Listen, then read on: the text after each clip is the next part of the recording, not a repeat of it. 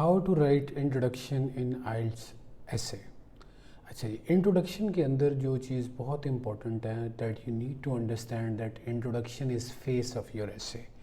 आपका जो जैसे एक कहावत है कि आपको पूरी देग जो है वो चखने की ज़रूरत नहीं होती टू टेस्ट समथिंग, आप 2-3 दाने उसके चेक करके बता सकते हैं कि हाउ इट टेस्ट। इसी तरीके से जो आपका आइल्स राइटिंग का इंट्रोडक्शन है इट इज़ वेरी क्रूशल कि आपका वो एक अच्छी जो है वो तस्वीर दे रहा हो जो आपका ऐसे है, उससे आपका जो है वो बैंड स्कोर काफ़ी इम्प्रूव हो जाता है।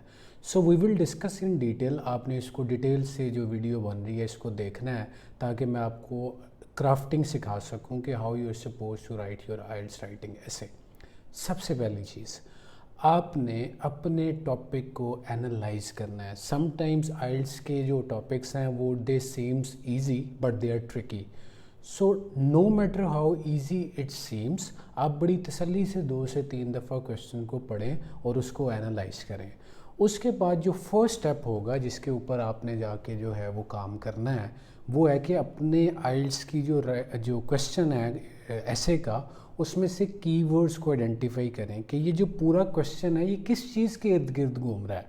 For example, some people believe that online shopping is better than conventional mode of shopping. Is it a positive or negative development? या do you agree or disagree? अब जो statement है it relates with the shopping. So shopping is my keyword that I need to spread before I start my writing of ऐसे। कैसे? आप अब shopping के related एक कोई जर्नल लाइन लिखेंगे या शॉपिंग के बैकग्राउंड के मुतालिक एक लाइन लिखेंगे, इसे हम कहते हैं बैकग्राउंड स्टेटमेंट। स्टेटमेंट्स नहीं, just one line to spread your key topic into a line.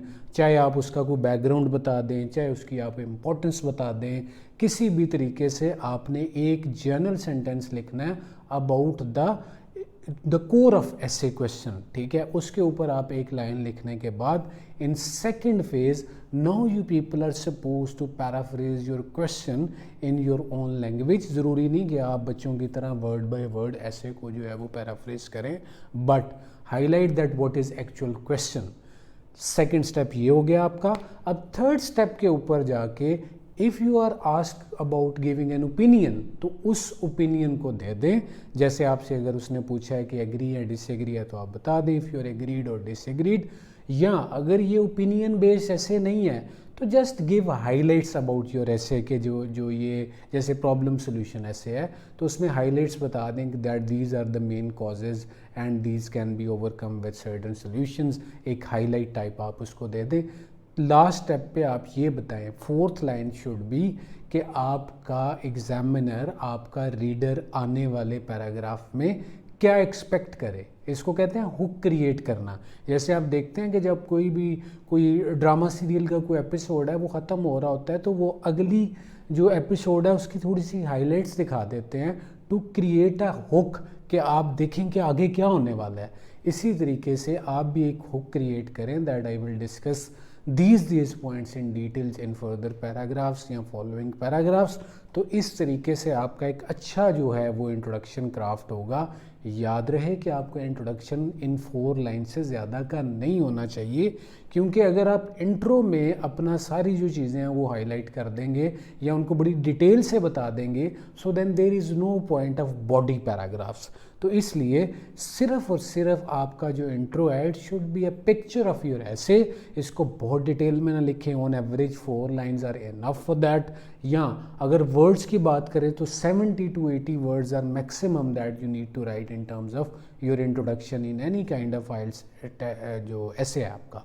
तो ये है आपका इंट्रोडक्शन कि किस तरीके से इन 4 स्टेप्स को फॉलो करते हुए you can craft a beautiful introduction. अगर आप एक इंट्रोडक्शन अच्छा लिखते हैं तो इंट्रोडक्शन और conclusion plays an very important part in your overall scoring.